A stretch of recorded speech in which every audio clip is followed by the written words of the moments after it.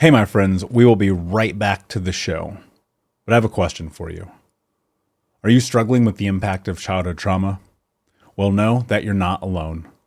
I'm here to let you know that I'm starting a brand new weekly coaching group that includes a year of life coaching, accountability, support, habit and goal setting, and more. I'm starting a waitlist for the group right now, and I'm only taking a handful of people. And I'll let you know that through this personalized coaching, we'll work together to help you understand how your childhood trauma has shaped your beliefs, behaviors, emotions, and will help you create a roadmap for healing and growth. Right now, you can schedule an absolutely free coaching session with me and get put on the wait list if you go to thinkunbroken.com. My friends, it's your time to turn your trauma into triumph, breakdowns into breakthroughs, and become the hero of your own story. And I'm here to support you in doing that. Just go to thinkunbroken.com to register for a free coaching call with me and to get put on the wait list for the brand new weekly coaching program. Hey, my friends, we will be right back to the show. But I have a question for you. Are you struggling with the impact of childhood trauma? Well, know that you're not alone. I'm here to let you know that I'm starting a brand new weekly coaching group that includes a year of life coaching, accountability, support, habit and goal setting, and more. I'm starting a waitlist for the group right now, and I'm only taking a handful of people. And I'll let you know that through this personalized coaching, we'll work together to help you understand how your childhood trauma has shaped your beliefs, behaviors, emotions, and will help you create a roadmap for healing and growth. Right now, you can schedule an absolutely free coaching session with me and get put on the wait list if you go to thinkunbroken.com. My friends, it's your time to turn your trauma into triumph, breakdowns into breakthroughs, and become the hero of your own story. And I'm here to support you in doing that. Just go to thinkunbroken.com to register for a free coaching call with me and to get put on the wait list for the brand new weekly coaching program.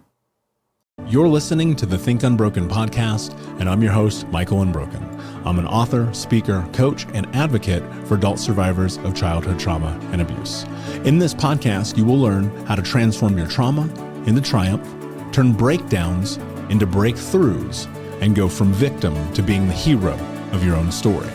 You can learn more at thinkunbrokenpodcast.com, and of course, check us out on Apple Podcasts and Spotify at Think Unbroken Podcast.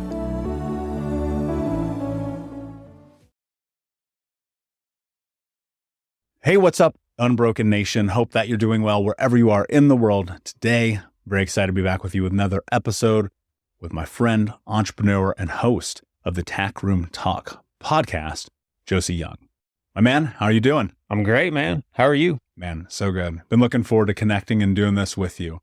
You and I met a couple months back at one of Cardone's events, and you know, it's divine timing, for lack of a better phrase. Sometimes you're right where you're supposed to be at the right moment, and we take advantage of it, and then we end up in this kind of situation. So I'm excited to not only share your journey and your story, but your mission with this audience, something I truly believe in, which we will get into a little bit.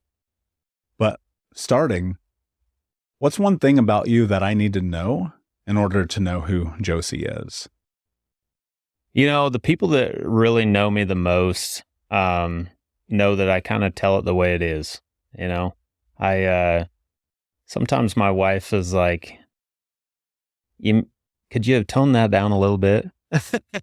But, you know, like I like people knowing where I stand, you know, like, I think in today's society, people are, you know, I hear that phrase, fake it till you make it.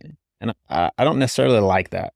I like people knowing where I stand, and I'm not an a-hole by any means, but you know, like, hey, like I'm going to call somebody out if I don't agree with something. And that's the beauty about America is like, there's so many people that can have different views and stuff like that. But you know, people know where I stand in the aisle.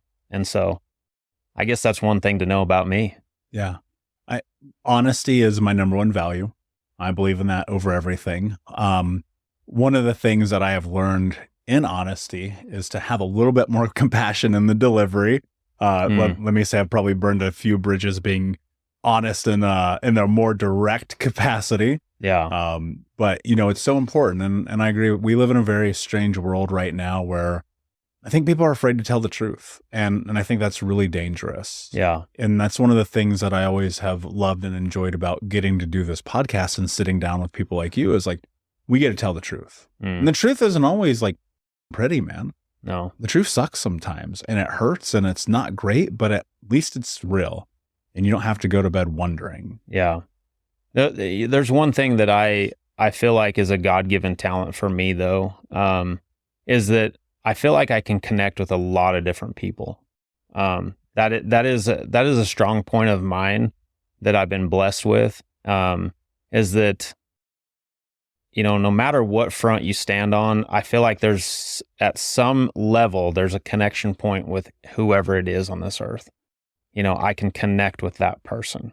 And so I thank God for that talent. Not to say that we have to agree on everything, but at least we can compromise and come to a viewpoint that we can respect each other's terms, if you will. Yeah. I don't think we have to agree on everything. No, that's what makes this world beautiful, is that, if everybody agreed on one point strictly alone, this world would be extremely boring, and it would nosedive. Yeah. Like, you have to have direction on both sides that pulls it together for compromise. Yeah. There's equilibrium, right? The Exactly. universe is always seeking that. And I think that there's, there are certain things I think unalienable that we can agree in. Let's stop murder each other. That'd be great. Let's stop killing each other. Let's stop hurting kids. Like, I think if we nail those two things, we'll probably be pretty good. Mm-hmm. But, it's funny. I was having a conversation with a friend the other night, and I was like, we live in such a divisive society right now where it's like, even if you voted for someone I didn't vote for, like, I'm supposed to hate you. Yeah. And to me, that's so nonsensical. We used to sit and have dinner with people who had opposite opinions, and it was like, we break bread, we talk about it. We don't have to take it beyond that. And now it's just a different world. Where does that come from for you? I know you said it feels God-given, but I'd have to assume that that's got to be implanted and ingrained in you from childhood, from your parents, your community. Yeah, I was raised in a very rural community, very small community in southern Idaho. My dad was raised in Utah and ultimately moved up to southern Idaho. He rodeoed professionally. Come from a very humble background, not a lot of money. Kind of made his own path, and my dad excelled in the rodeo career. He was actually the first guy from the state of Utah to qualify for the National Finals Rodeo right here in Las Vegas, where they take the top 15 guys in the world. And so, he paved his own path in his own right, and, but, I still in the rodeo career, if you've done any history there, it's, there's fame, but there's not a lot of money, if you will, it's getting to be different now these days. The money's getting to be very, very good. But, my whole time growing up, like, didn't have a lot of money, very, very humble, rural community where a handshake meant something. You look somebody in the eyes and you tell them something, you better step up to the plate and deliver, on what you said. And people held you accountable for that. And if you broke a word with somebody, like, it was like taboo. And so I remember, when I was younger, I'd have to feed animals before I went to school and come home right from school and take care of the animals again and stuff. So I wasn't playing video games and doing stuff like that. Like, I just had this very hardworking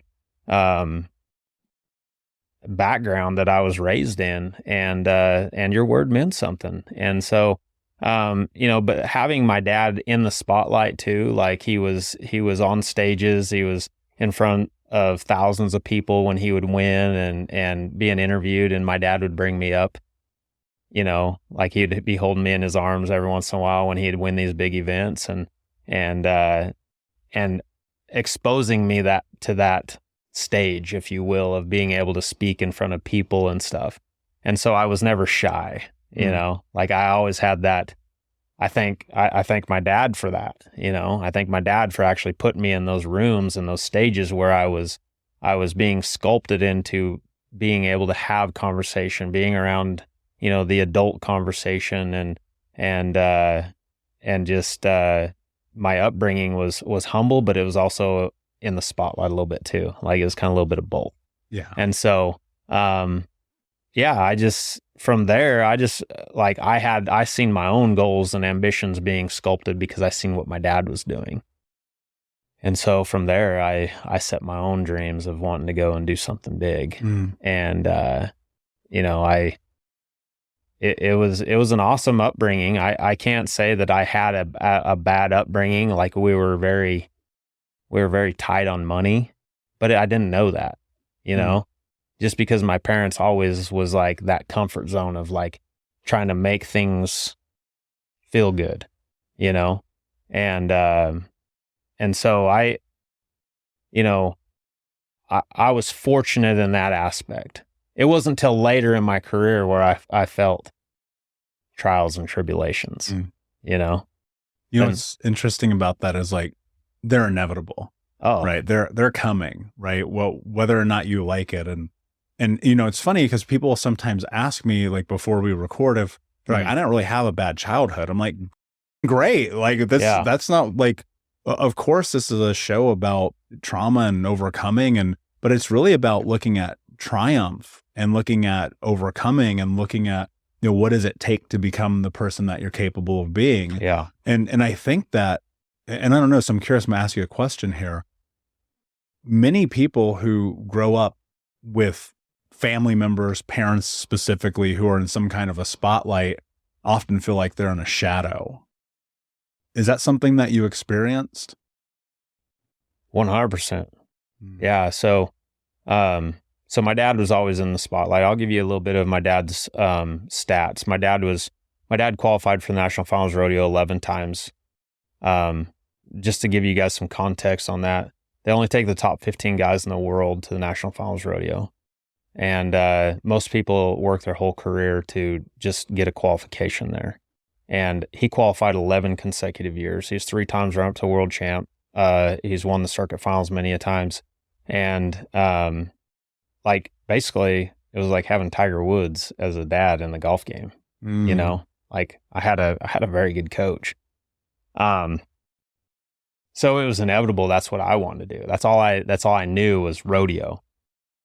I wanted to rodeo. And so when I started rodeoing, I had some success, but it was a little tough. Like I literally, my dad rode bucking horses. So like, I don't know if many people that are listening to this really understand the events in rodeo, but there's bucking horse riding events and there's bull riding events. Both are very, what we call rough stock events. And they're very grueling, taxing, life-threatening events. I mean, they're dangerous events. You're dealing with, you know, animals that are 1,500 pounds so that nobody's going to blow a whistle and tell them when to stop. Like if you get in a wreck, you got to get out of a wreck or you die, you know, and there's a lot of people that die in this event. And, you know, thank God I had a good coach. But on the other hand too, I didn't really have a passion for riding rough stock events. I wanted to rope, which roping is known to be more, easier on your body and not as dangerous and stuff like that. But I had so much flack from my peers of like, man, your dad he is the best. He's like one of the best guys in the world. Why do you not want to do that event? And I kind of shake off. I'm like, oh, I'm learning. I'm like going to do it and stuff. I ended up like doing it out of peer pressure to start, like, because everybody was like, dude, why are you not doing this? And so I started getting on some bucking horses and learning the craft a little bit.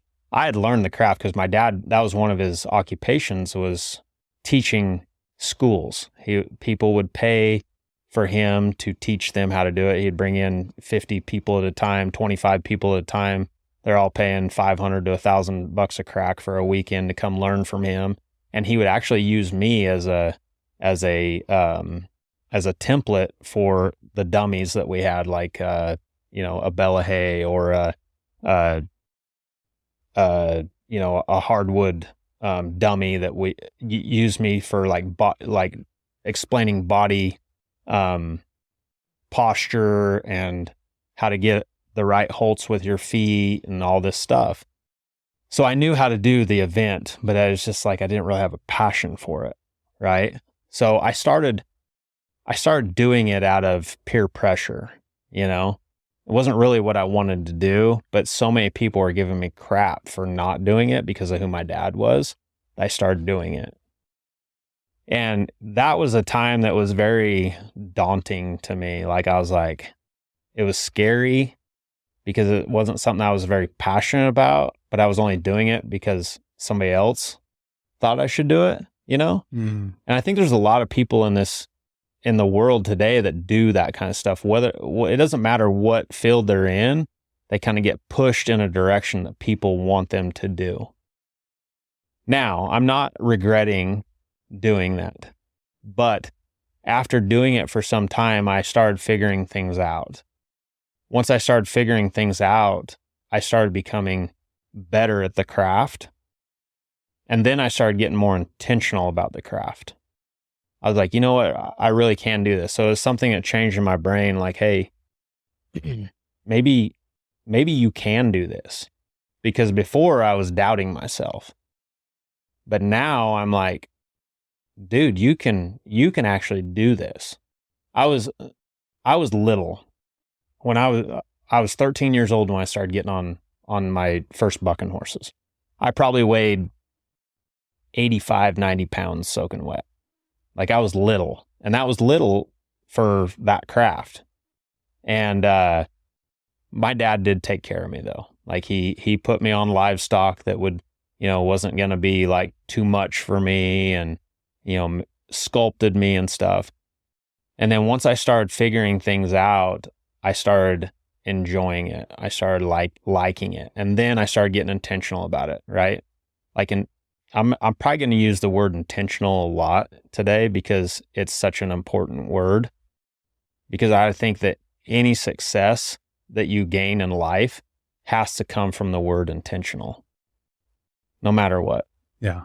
Like you have to be intentional about stuff. I agree with that entirely. Intention is like such an important word. And when I go look at my life, when I was a kid, intention for me was survive. Like, period. It was like, be out in these streets if you have to, sell drugs, run with guns, get shot at by the cops, do whatever you have to do, but the intention is survive.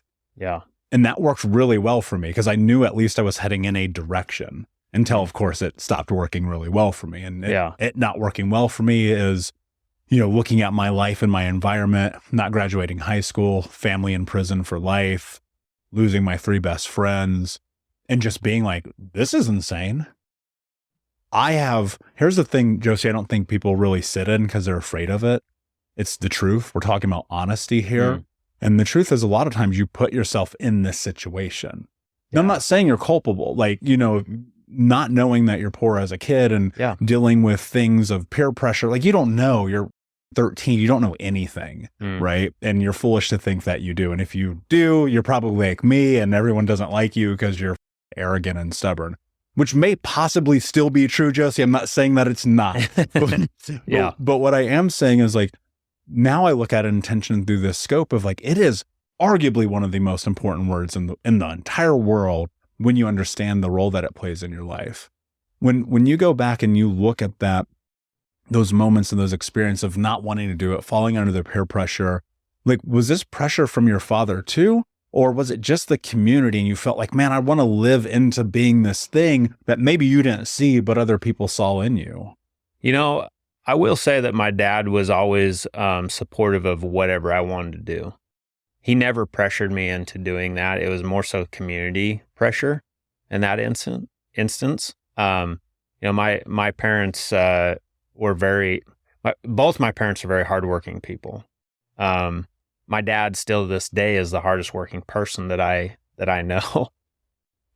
With that being said, I feel like he can work smarter in some instances, you know? And so that's where it's coming full circle, is I'm able to learn this stuff from my entrepreneurship and like the connections that I've made to kind of relay the message to him of how to make things easier in his older age. But at that point in time, you know, my parents were willing to do whatever it took. You know, I played baseball, I played football, you know, played a little bit of basketball, and they were willing to take me anywhere I wanted to go. But it's like, you know, we had limited funds to do that. So we, you know, like I remember in the rodeo career, like there's people that it's expensive to rodeo because you got livestock, right? You've got equipment and stuff like that. It's not like if you want to go play basketball, go buy a basketball and some sneakers and some shorts and stuff like that and try to find a crew to hang out with and learn from and then work your way up the ladder. Like rodeo, it's like, I mean, a bareback rigging costs $500. Shaps cost, well, I just bought my, it's different now.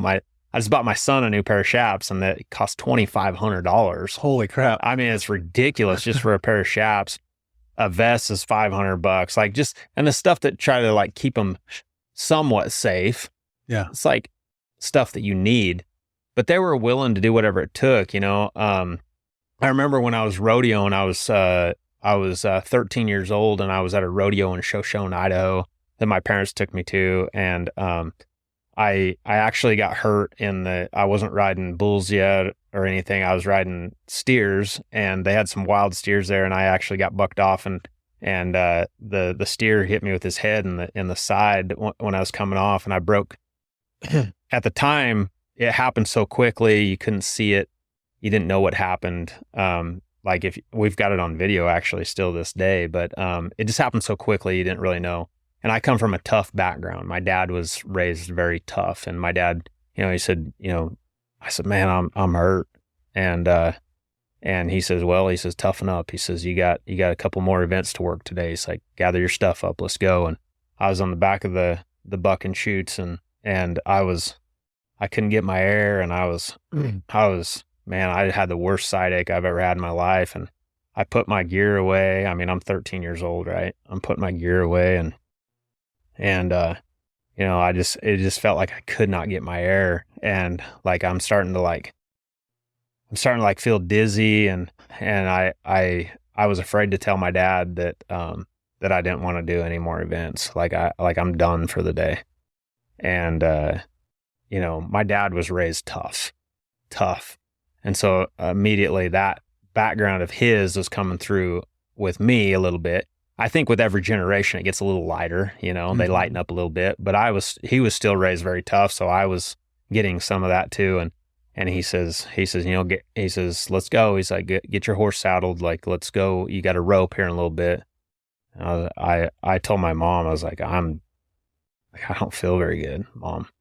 And she ended up having a conversation with my dad and there's a little fight, you know, like Mama Bear was like telling Dad, like, no, it's done. Like, let's go home.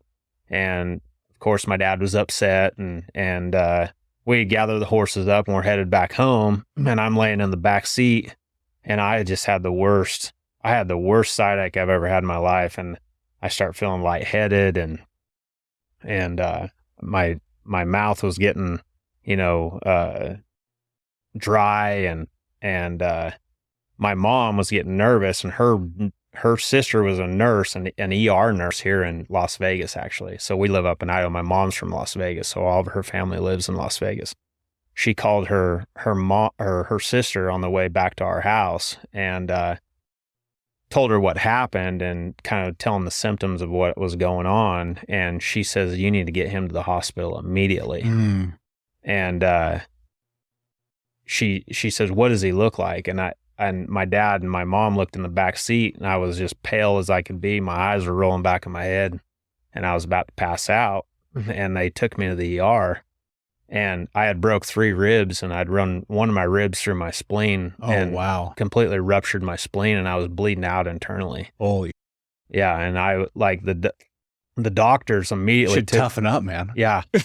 Well, and that's just the way I was raised. That's the way we was all raised, you know, in that area. And so the doctor said, man, if you'd been here 30 minutes later, he had been dead. Like he had lost so much blood that it was just, you know, so from a young age, like I started gaining that pain threshold, you know, and that grit, you know, and, I spent a week in the hospital there and, they took half my spleen out on the other note, they were going to take my whole spleen out, but my parents, my dad was the one that started the company that I'm in right now, and it's a health business. My grandma was a naturopath for people, and so he always questioned the doctors when everything was going on, and they were going to take my whole spleen out, and my dad actually started asking the questions, and he says, well, what if you just took the half out that was damaged? Would the other half still work? And they're like, well, yeah, I guess it would. And so he ended up actually saving the half that the doctors were going to take out. So fortunate, I was glad that my dad was there to actually, have the balls to question the doctors on this deal, because they were going to take my whole spleen out. But now I still have a half a spleen, which actually works as good as my whole spleen. Yeah. So it's like a catch-22 there a little bit. Wild, man. But that was my first experience with adversity in that industry. Yeah. It makes me think, I remember I had this high school football coach, and he would always ask us this question. He'd be like, are you hurt or are you injured? Yeah. And man, in all fairness, I don't have children. I will never let them play football. If I do, never. Because, dude, I remember one time I was playing, and it was our senior homecoming game. We were getting stomped. My friend Sam played for the opposing team. They ended up winning a state championship. And Sam, to this day, I still talk to him. I love this guy. Smokes me, blindsides me. Dude, and I'm seeing stars. I'm upside down. I'm about to throw up in my mouth. 100% all the signs for a concussion, right? Yeah. Come out of the game for one play. Get some water. Coach goes, are you hurt? Are you injured? I go, I don't even know what day it is, dude. What are you talking about? Yeah. And we go right back into the game. I finished that game. And I mean, who knows how many injuries, concussions, broken fingers, broken feet, toes, the whole nine. And it's there's interesting you say it, because there's something about that. I don't know what it is, but there's something about having that grit to tough through that physical pain, that it changes you. I don't know what it is. And I don't wish it on people. I don't want people to get hurt. It sucks. I mean, it happens all the time. We're humans. We're going to get hurt. But there's something that creates resiliency in you. It's engaging a piece of your mind that you've never engaged before. I truly believe that. There's a lot of people in this world that have never had to go to that depth,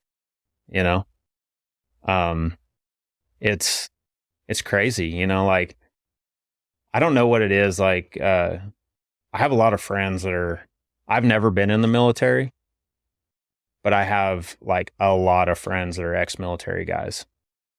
And it's just they're like, dude, they're like, you're one of the guys that we connect with that has never been in the military. And I think it's some of the same mindset, is because if you're out in war and you're getting shot at, or you're, you get an injury, you can't just be like, hey, time out. I'm going to get off the field. You got to finish a job. Right. And the same in rodeo. If you get hurt and you're in the middle of a war, or you're in the middle of a fight, nobody blows a whistle and says, hey, everybody stop. You got to get out of the fight before you get some relief, And so it's kind of the same mindset a little bit. But that was one of the first things that sculpted me, I had in high school, I was riding bucking horses, and I had a horse throw me past my rigging and broke my wrist off, and my hand didn't come out of my rigging, and wrapped my arm around my rigging, and I was stuck to him. Is the rigging the thing you hold on to? You put your hand underneath it? Yeah, so, and they're fitted to our hands. So they're tight, it's hard to get them out. Right. And so I broke my wrist off there, and, I ended up coming back the next day and roping. I had a cast on, and I put the reins, my horse's reins, through the crotch of my arm, and come back, and I just figured it out. I was like, man, I'm not going to not rope. I can't ride bucking horses, but I'm going to rope. Yeah. And it's just that mindset of figuring stuff out.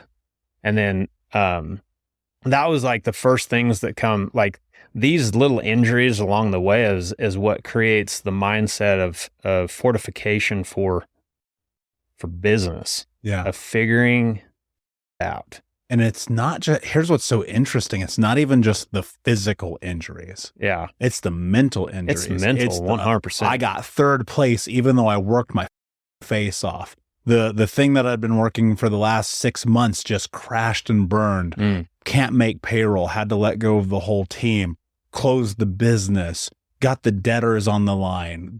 They repoed the car. Like all these things have happened to me, right? Yeah. I'm just like, okay, now what? And I think that a big thing that I love talking about on this show is resiliency. I'm a huge fan. I don't think people understand how big of a fan of Kobe Bryant I am. And one of my favorite quotes of all time is, he goes, winning is everything. And it sits in my soul when I think about that, because you have an opportunity in life to go and create everything you want, man. It's like right here, but we have so many reasons, so many excuses that we can leverage. And dude, most of your excuses are totally valid. I will never take anyone's excuse from them. People could look at you and go, man, that guy's dad was really hard on him. You know, that guy's mom was really hard on him. His community was really hard on him. And I'm not saying those things aren't true, but I am saying like there's something about, and this isn't, let's be clear, this isn't like boys don't cry. This isn't man up. This is like life is on the other side of hard decisions.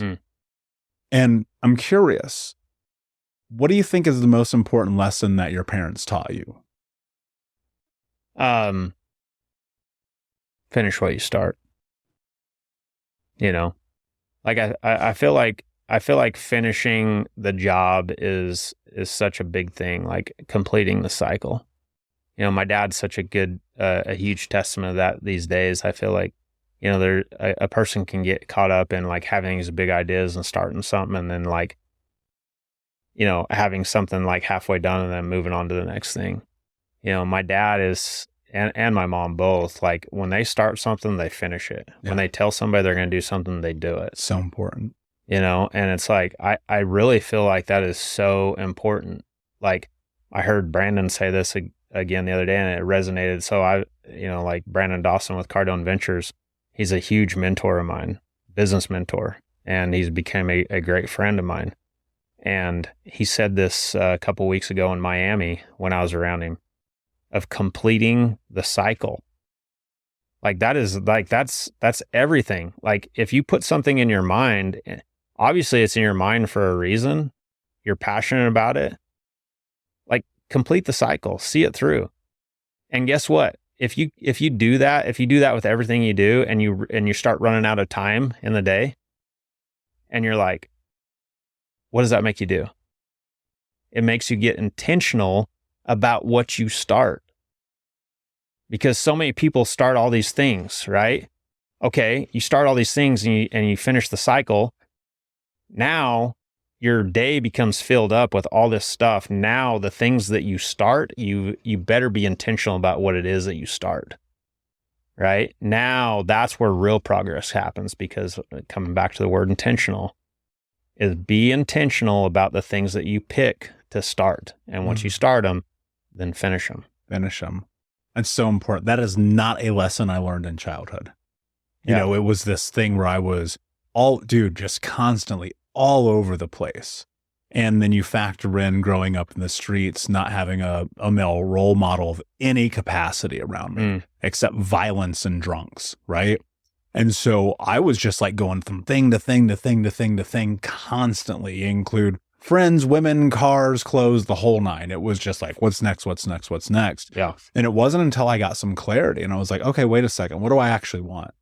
Can I make that the marker? Can I move towards that aggressively? Can I know that on a long enough timeline, I believe that if I don't give up, I'll like bring it to fruition. A lot of that was healing, like being able to sit down and have real conversations, be honest, not lie, don't hurt people, don't steal, just literally reframing so much of it, because what I was shown as a definition of manhood is what you see in movies, like almost to a T. Yeah. Right. And it's abandoned father, he's not there. Drug addict mother, she's not there.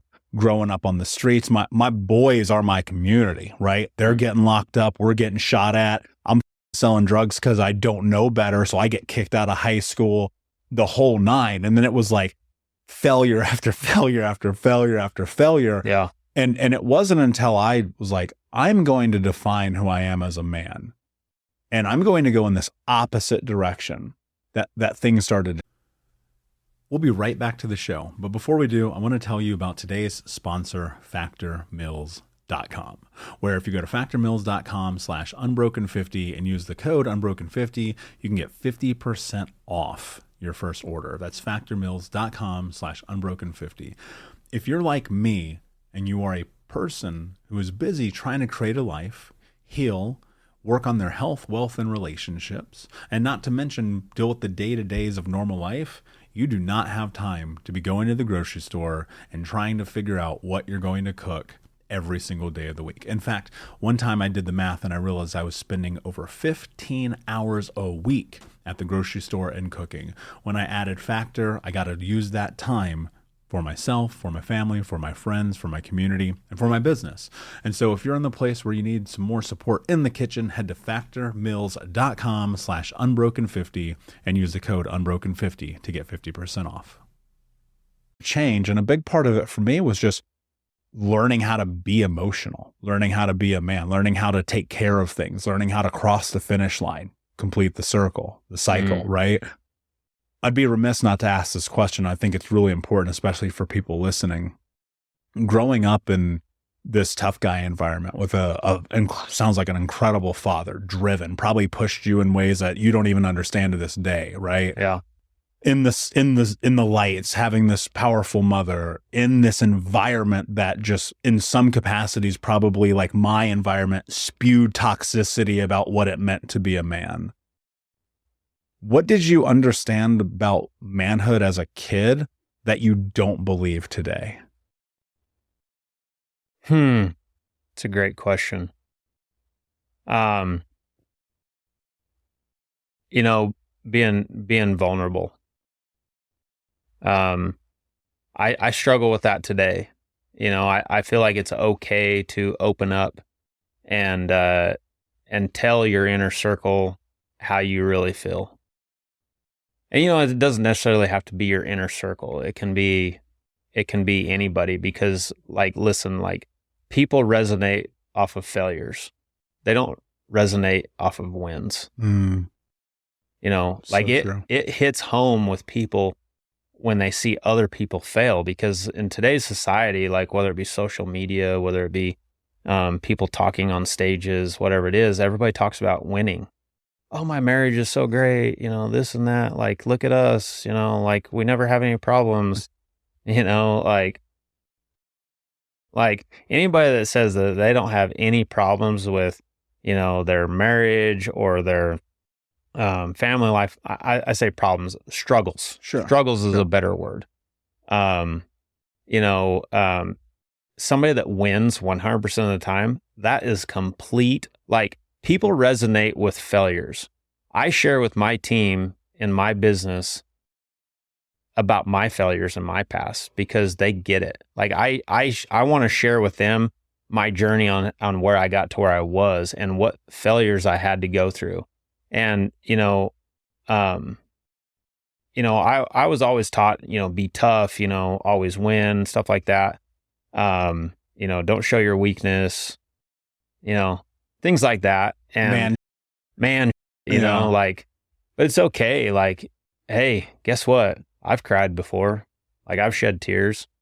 I don't do it very often. I don't do it in front of a lot of people, but hey, it happens, and I've lost a lot, but it's in my losses that I've gained more knowledge, way more knowledge, because, I was fortunate enough last year to go and sit in the same room as John C. Maxwell, which is amazing human. John is one of the guys I started following through Brandon, because John is one of Brandon's mentors, and now John has become one of those mentors that I follow and want to take into my life and exemplify that in some way. And he shared in front of my crowd. It was a very tight knit group of probably 30 or 40 people. His talk on ROF. Everybody talks about ROI in business, return on investment. And I'm going, oh my gosh, I don't know this acronym, this ROF acronym, all these acronyms in business that we learn. I don't know what ROF is. And it turns out that nobody else in that room knew what ROF meant either until he told us it's return on failure. The greatest gift. It's the greatest gift. I mean, if you can, going back to what Brandon teaches, first you have to acknowledge the failure, accept it, and then you have to act on fixing that and then put attack speed behind it. Right? And so that's where real growth happens. And so I would say in today's world, it's okay to be vulnerable and to really look at yourself. Like as far as a man goes, I mean, I'm a man's man. I'm a gritty dude, like I'll be in the trenches. Like if one of my buddies, needs me, like life or death, man, I'm there. I'm a gritty guy, but it's okay to be vulnerable. It's okay to admit your failures. It's okay because like really that's where we all grow. Like you have to acknowledge it. You have to. If you don't, you're going to be stuck in your same egotistical way and you're going to be complacent and stuck the rest of your life. My thought in real time is like, if a cowboy is telling me to be vulnerable, like what the else do you need to know? Yeah. There you go. And, but I get it. And, so much of it for me has been that there are people who I knew 10 years, 15 years, almost 20 years, even a handful of people who knew nothing about me. They didn't know about the pain. They didn't know about the suffering, the abuse, the homelessness, the drugs, the putting myself 50 grand in debt, the getting the truck repoed, the car repoed, excuse me. Like they just didn't know. Yeah. And I kept it silent. And man, that ate me alive. There are certain things that the body holds on to these memories, these emotions, these experiences. The hardest thing that I've ever had to do was around men and manhood specifically. When I was 30, I forced myself into what I would call to this day, the most uncomfortable situation I've ever been in. And it was walking into a men's circle where there were 6 of us every Wednesday talking about emotions. Dude, it was gnarly because I had to take all that out of my head about what it meant. That word vulnerability did not exist in my vocabulary, in my nomenclature in any capacity until I'm sitting in this room with these guys. And I made the decision to do this because I remember one day I was sitting, I was like, I have no real relationships with men. Yeah. Never been around a father. My stepdad's a piece of shit. The only guys I ever hang out with they're drinking and partying and their way through life. They're chasing money and girls and cars and clothes. This is a reflection of my life. There's got to be something different here. Mm-hmm. And that vulnerability element, man, that was a game changer. Yeah. Game changer. And so I really love that you said that.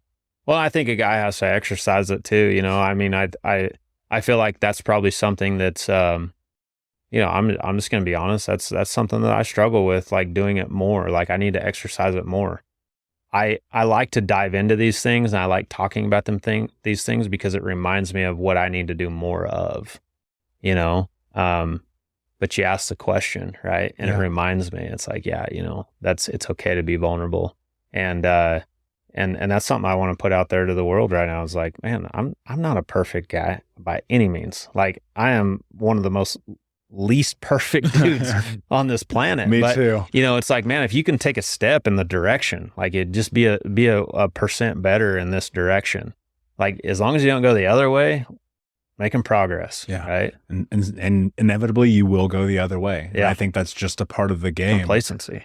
You said something that sparked a memory. I've been fortunate enough to have Tom Bilyeu be in my life as a mentor for a very long time. And he talks about failure quite frequently. Yeah. And he said something one day that it got implanted in my brain. And it actually, one of the things that happened when he said this to me was it kind of gave me a little bit of permission. He goes, failure is the most data-rich stream of information on planet Earth. And you speaking about John Maxwell, who I've luckily also had the privilege of being in rooms with and learning from. You talked about failure and sharing it with your team. What is one of the failures that you've had in your life that transformed you, that has led you to where you are today? You know, I mean, I've had many failures in my life. You know, when we go back to my professional career, you know, I had worked so hard to, you know, when I started, you know, I got full ride scholarships to go to any college I really wanted. I could have went to some better colleges if my grades had been better. So that's a failure for sure, is my grades. But I didn't apply myself. I wasn't intentional. I'm a very smart guy. It's just like, where do you want to put your intentions, right? And I went and rodeoed at college for a couple of years, but ultimately decided I wanted to go to the professional ranks and make a career out of rodeoing. So I went and did that.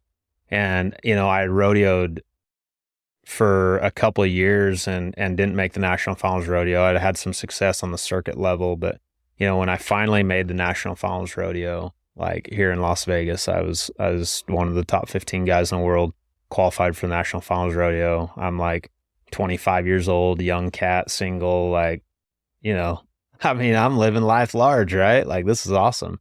I'm sponsored by Mirage. I'm like, you know, hosted an after party with Lady Gaga, like, you know, just freaking living the life, right? I qualify for the National Finals Rodeo.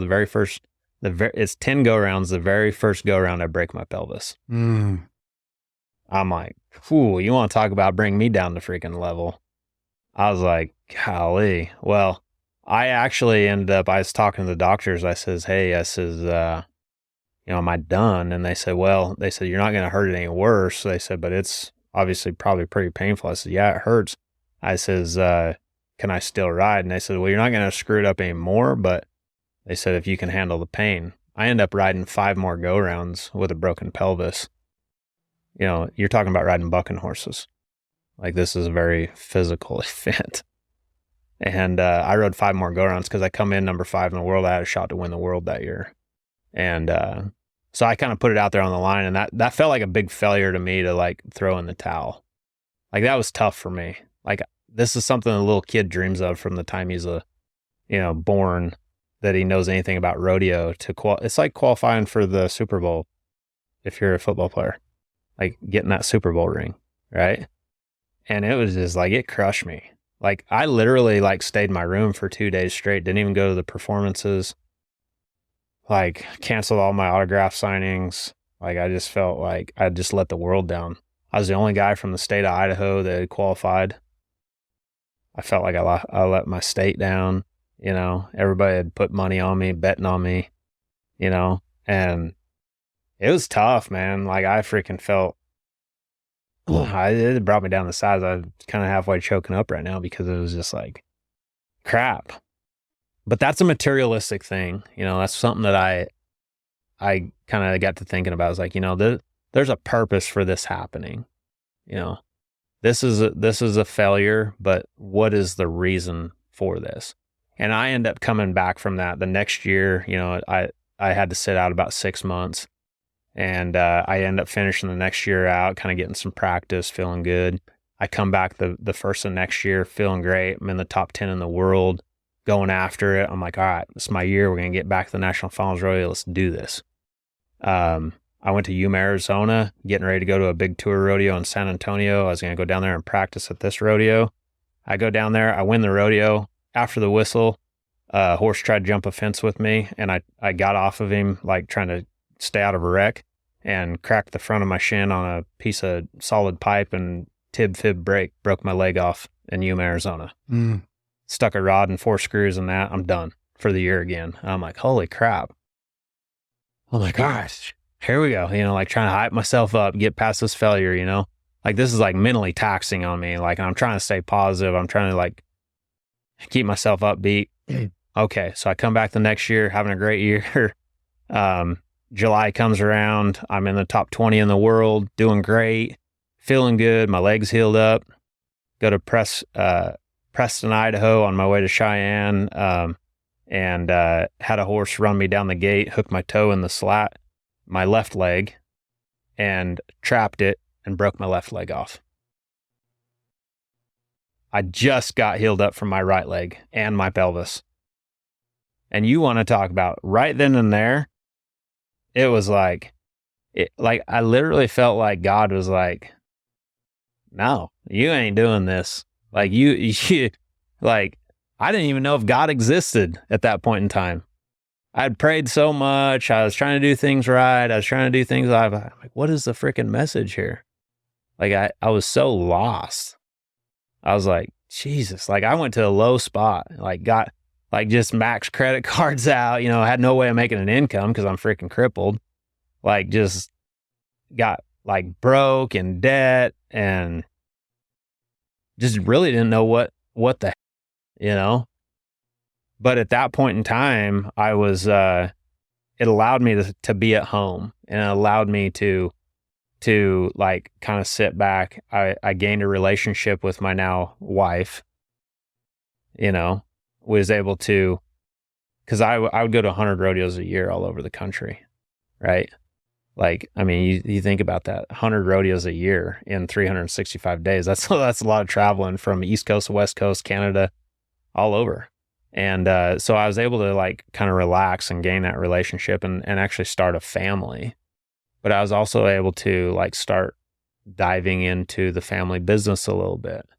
And I feel like, you know, like there's things that are presented to you that you're not really aware of at the time. But if things happen to you in your life, you got to sit back and you got to be like, you really got to assess that. Hey, why is this happening? Especially when you're trying to do stuff right. When you're trying to like, hey, maybe this ain't the path that you're supposed to be on, right? What is the path that that really is intended for me? Because we all have a plan for us. I firmly believe that every single person that's put on this planet has a plan, you know? Like, what is that plan? We're not just like, here's the blueprint. Like, it's up to us to find that path. And I did. I found that path. I was able to kind of start diving into the business, and now I have a beautiful wife and 2 children that I love dearly, and now I own the business that I started diving into. Yeah. You know, it's that old Tony Robbins thing, right? Life's happening for you, not to you. Yeah. And that's a hard thing to reconcile, man. It's so difficult because it feels like when failures start mounting, it feels like the world is against you. And I'm not saying it's not, because dude, life is hard sometimes. Dude, you're sitting in this moment, and you know, for me, I remember dead set exactly where I was. I'm sitting in my bed, and it's 11 o'clock in the morning. I'm at that time 350 pounds. Yeah. I'm chain smoking cigarettes, drinking, getting stoned, and I'm watching CrossFit games, man. And I'm just like, what is my car had just got repoed. Yeah. You know, I had an $80,000 Cadillac. I'm 50 grand in debt. I had made $1 million. You know, my little brother says to me, don't talk to me. He literally just I call him one day. I was just trying to connect. I hadn't talked to him in a while. He goes, dude, you're not my brother.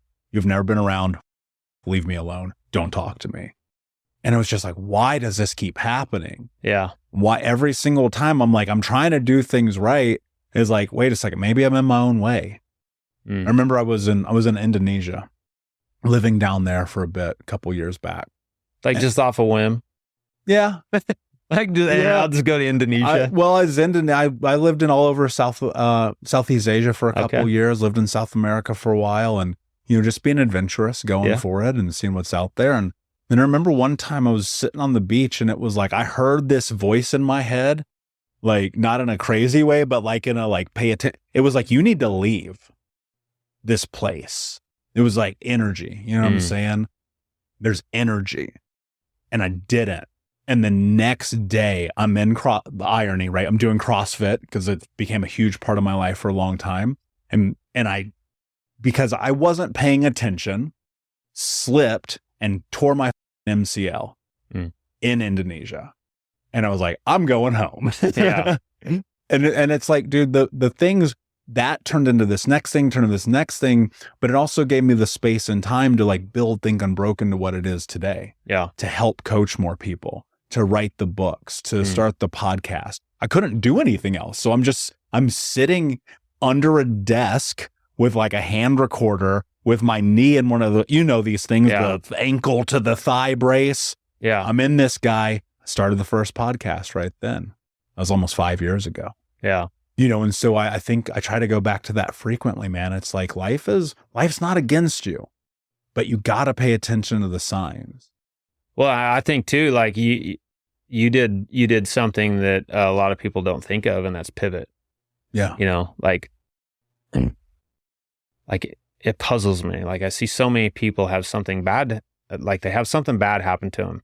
Like, guess what? Like, we're all dealt a bad hand at some point in time. Every single person, and so like, I'm not a big, even though I've used them, I'm not a big advocate of excuses. They're easy to use, but I've even used them and like step back and be like, you know what? Accountability. I shouldn't have, I need to do this, and this.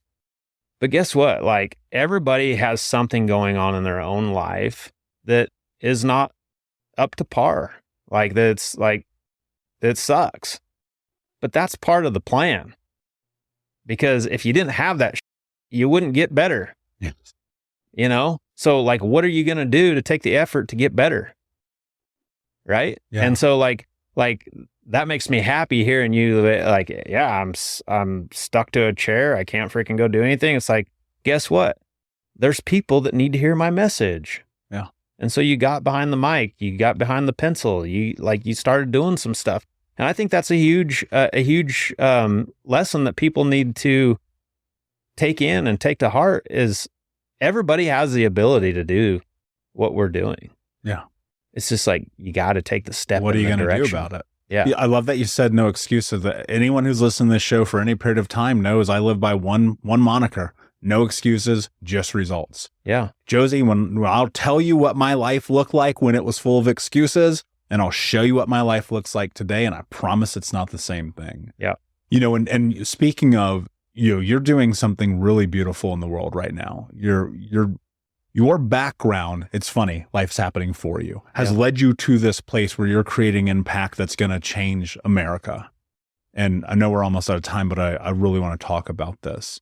Tell me about the initiatives you have with Grant and Brandon and what you're trying to do for American farmers. This is something I believe in so much. This is a huge reason why I wanted you on the show, not only because you're an amazing human, but because we're living in a world right now in this country where people who are in these rural communities, who are the backbone of America in a lot of ways, they make our food, they make our clothing, they give our produce. They're getting the short end of the stick. Yeah. And you're on a mission to help change that because you're pivoting. Absolutely. I got involved with Grant and Brandon with Cardone Ventures 2.5 years ago with my own business to really learn how to grow and scale it. I've really dove in and just put my whole life in order with that and put everything on the line with them, and the results are astronomical. With that being said, I've implemented everything that I've learned there, and it's done wonders for our business. I've became part of the inner circle with Brandon and, ultimately Grant. Grant and Brandon are actually helped me buy the business from my parents. My parents started the business, 22 years later, I buy it from them. They said they're never going to sell it, and I'd get it when they died, but that's not the way we wanted things. Like, I wanted them to be comfortable. Brandon helped lay that pathway out and actually get the business bought. And I ultimately wanted to be partners with Brandon and Grant because they're doing such great things in the world today. And they're so knowledgeable about growing and scaling business. I feel like we have something that it needs to be shared with the world because we not only change lives, we save lives with silver lining herbs. Our bread and butter's in the horse industry, but we also have a dog line and a human line both. And herbal medicine is awesome. But with that being said, when I went into a partnership with them, I told Brandon, I was sitting in his office in Scottsdale. I said, Brandon, there's a group of people in America and North America that need to hear this message. And he said, what's that? And I says, it's rural America. I said, it's your farmers, your ranchers, your rural America people, the cowboy industry. They don't know they don't know the logistics of growing and scaling a business, the nuts and bolts of systems, processes, data collection, everything that safeguards them into growing and scaling their business, and really gives them a voice in today's community. We've been taught as a whole, because I was raised in rural America. I mean, yesterday I was leaving to fly down here, and I left the office. I mean, I'm working in the office all the time now, but I still have a bunch of horses at home that I left in the barn. And I was like, man, I called my farmer out there south of town. I'm going out there to pick hay up so that I have more hay so my kids could feed while I'm gone. Like, this is like, my kids are still working in this. I live in rural America. This is your life. This is my life. The polar opposite of mine, by the way. Yeah. So anyways, he says, yeah, he says, I believe that. He says, well, let's start a vertical. And so we launched this vertical called 10X Farm and Ranch. And yes, it's called 10X Farm and Ranch. It's to help farmers and ranchers in the industry, but it's also there's so many connected businesses inside the farm and ranch industry. It could be Western wear stores. It could be farm and ranch apparel stores. It could be, tractor implement companies. It could be logistic companies. It could be, anything inside rural America. But I said, there's so many big companies evolving, whether it be your big tech companies or whether it be companies from across sea, your Chinese companies, they're all coming and they're buying this land up, because you have all these farmers and ranchers that have these big legacy properties, farm properties, ranch properties that have been in the families for generations. And now the younger generation don't really have, either they've never been taught or there's no pathway painted for them to take it over.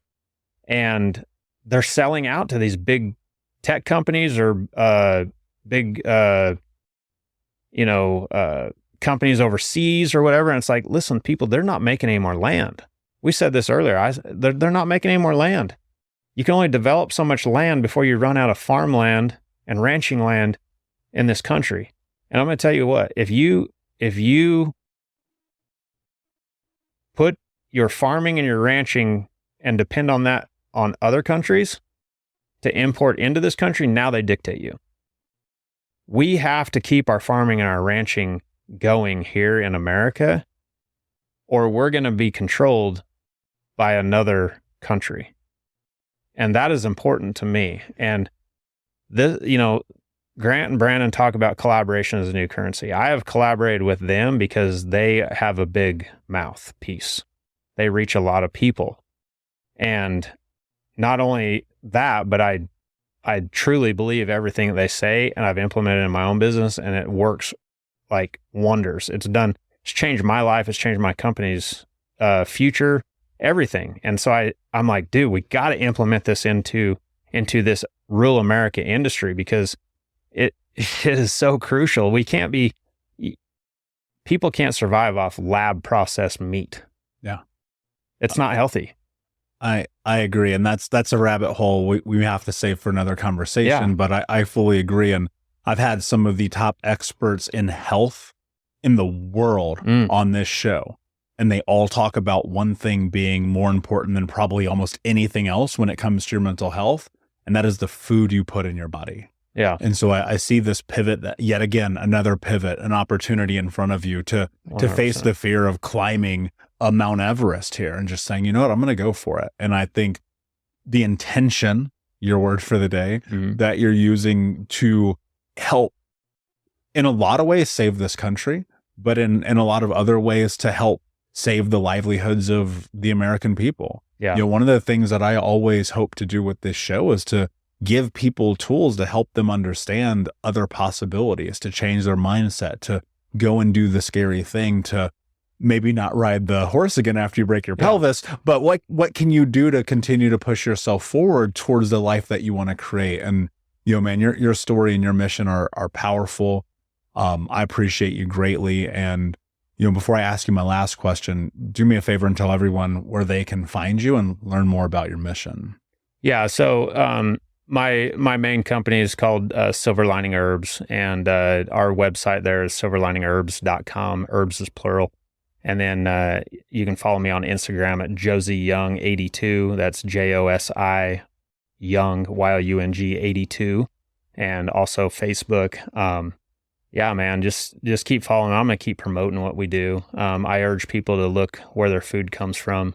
I urge people to, I don't expect people to really, dive in deep on that, but just have an awareness of that. And I just want to encourage the farmers, ranchers, rural America to get involved in really knowing more about growing and scaling their business, because you can leverage the other side if you know more about the more you learn, the more you earn. Yeah.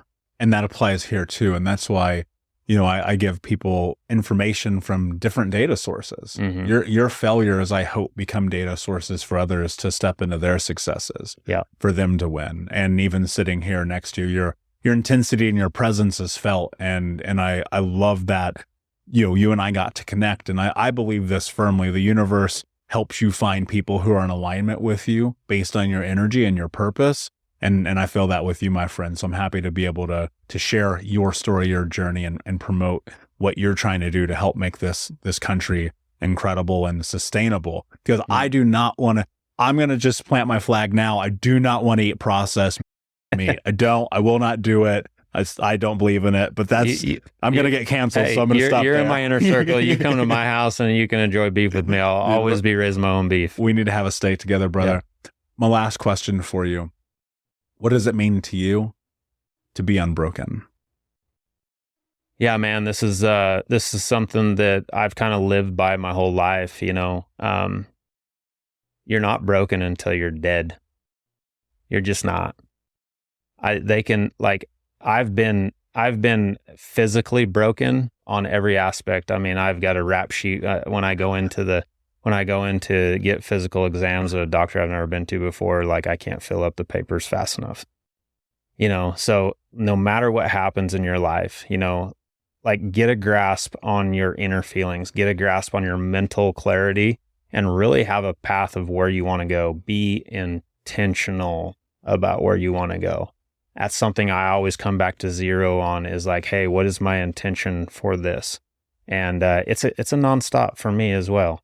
And no matter what happens in this world, no matter how bad your struggles are, no matter what things you break, no matter what feelings get hurt, you're never unbroken until God calls you back.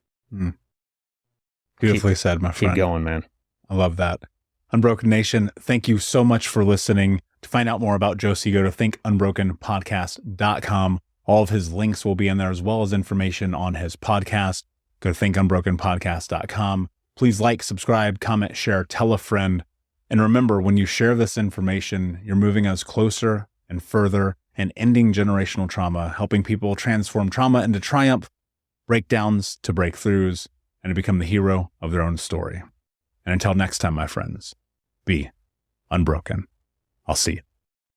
Thank you so much for listening to Think Unbroken. Please share this episode with someone who could use it and help us move forward in our mission of ending generational trauma in our lifetime. And if you would, please take 5 seconds to pop on iTunes or Spotify, hit that 5-star, leave a review, and you can also reach out to us on social at Michael Unbroken or at Think Unbroken. And of course, you can check out our YouTube channel at Think Unbroken. Thank you for being a part of Unbroken Nation, my friends, and until next time, be unbroken. Hey, my friends, we will be right back to the show, but I have a question for you. Are you struggling with the impact of childhood trauma? Well, know that you're not alone. I'm here to let you know that I'm starting a brand new weekly coaching group that includes a year of live coaching, accountability, support, habit and goal setting, and more. I'm starting a waitlist for the group right now, and I'm only taking a handful of people. And I'll let you know that through this personalized coaching, we'll work together to help you understand how your childhood trauma has shaped your beliefs, behaviors, emotions, and will help you create a roadmap for healing and growth. Right now, you can schedule an absolutely free coaching session with me and get put on the wait list if you go to thinkunbroken.com. My friends, it's your time to turn your trauma into triumph, breakdowns into breakthroughs, and become the hero of your own story. And I'm here to support you in doing that. Just go to thinkunbroken.com to register for a free coaching call with me and to get put on the wait list for the brand new weekly coaching program.